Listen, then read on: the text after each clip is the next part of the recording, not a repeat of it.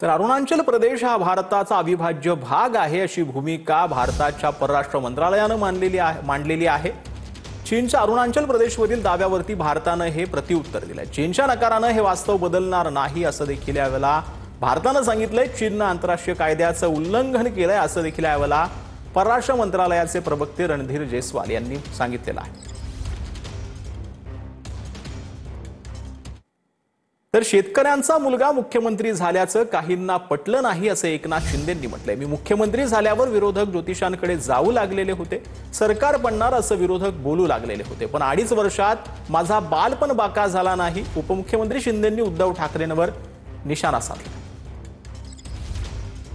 एक सर्वसामान्य शाखा प्रमुख ते मुख्यमंत्री, एक शेतकऱ्याचा मुलगा ते मुख्यमंत्री, हे काही लोकांना पटलं नाही। ते मी जेव्हा मुख्यमंत्री झालो तेव्हापासून ज्योतिषाकडे बघू लागले, सरकार पडणार, मुख्यमंत्री जाणार, अंक होणार, तंक होणार, परंतु ही जनता या एकनाथ शिंदेच्या पाठीशी होती।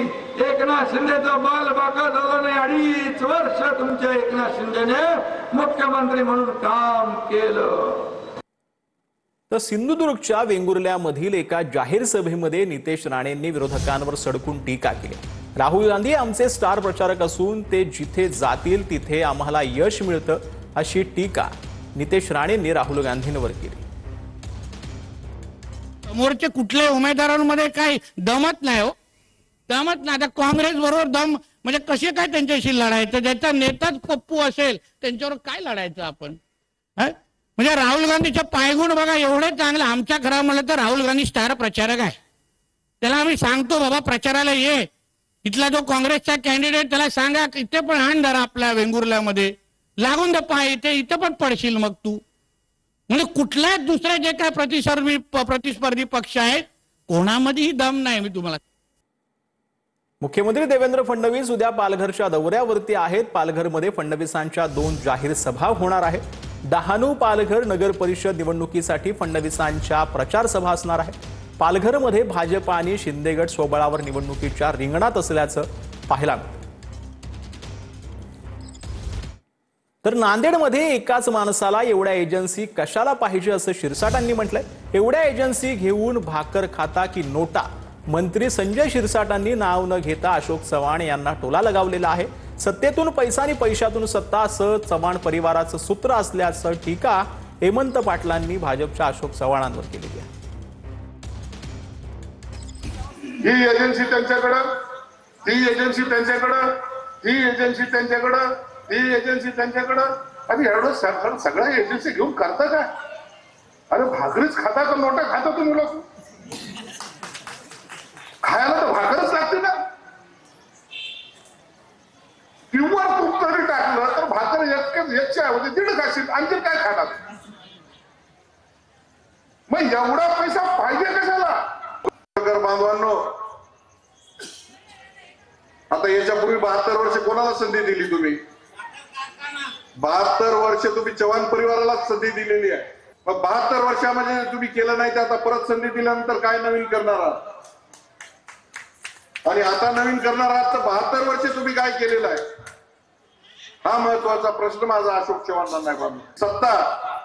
सत्तेतून भ्रष्टाचार, भ्रष्टाचारातून पैसा आणि त्या पैशाच्या माध्यमातून सातत्यानं सत्ता, या अशा पद्धतीचं सूत्र या चव्हाण परिवाराचे या नांदेड जिल्ह्यावर राहिलेले। तर वाई नगरपालिकेच्या निवडणुकीत कुणीही धमकीला घाबरू नका असं बावनकुळेंनी म्हटलंय। धमकीत देऊन कुणीही विकासाचं राजकारण करू नये असं बावनकुळेंनी म्हटलंय।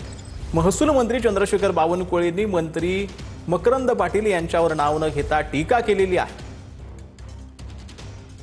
धमकी दिली असेल तर त्या ठिकाणी सरकार आहे, पोलीस आहे, आपल्याला धमकीला घाबरायची गरज नाही। कोणी धमक्या देऊ नये, धमकी देऊन राजकारण करता येत नाही। आता 21वे शतक आहे, या शतकामध्ये विकसित भारताचा संकल्प होत आहे, विकसित महाराष्ट्राचा संकल्प होत आहे। मग अशा वेळी धमकी वनकी काही कोणी ऐकू नका। तर मुंडवा जमीन गैरव्यवहार प्रकरणी आता नवीन माहिती समोर येते। मुद्रांक शुल्क भरण्यासाठी अमेडिया कंपनीला पुन्हा मुदतवाढ देण्यात आली आहे। अमेडिया कंपनीला मुद्रांक शुल्क भरण्यासाठी 10 दिवसांची मुदतवाढ देण्यात आलेली आहे। मुद्रांक शुल्क भरण्याकरता जिल्हा सहाय्यक निबंधकांसमोर सुनावणी होणार आहे। 4 डिसेंबर दुपारी 12:30 वाजता दिग्विजय पाटील यांना सुनावणीसाठी उपस्थित राहण्याचे आदेश देण्यात आले। मुद्रांक शुल्क भरण्यासाठी आमिडिया कंपनीनं 15 दिवसांची मुदतवाढ मागितलेली होती.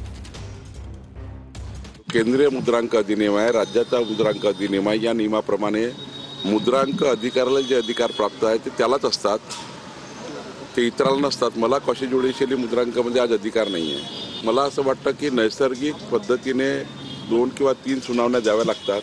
मला वाटतं एक नोटीस, दुसरी तिसरी नोटीस देणं आवश्यकच आहे. तो मुद्रांक अधिनियम आहे, त्यानुसार त्यांना अधिकार आहेत. त्यामुळे त्यांच्या निर्णयाची वाट बघू. मला वाटतं शेवटची 4 तारीख दिली आहे, 4 तारखेनंतर तो निर्णय येईल. जर नोटीस दिल्यानंतर त्यांनी नियमान नोटीस दिली असते आणि शेवटी नियमान नोटीस दिल्यावर फायनल ऑर्डर काय करतात मुद्रांक अधिकारी त्याच्यावर अवलंबून आहे.